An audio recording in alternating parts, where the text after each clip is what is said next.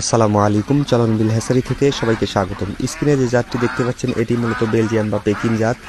এটা আমাদের নিজস্ব প্যারেন্টস স্টকস, এখান থেকেই আমরা ডিম উৎপাদন করে থাকি। আলহামদুলিল্লাহ, সবাই মন থেকে মাশাল্লাহ বলবেন।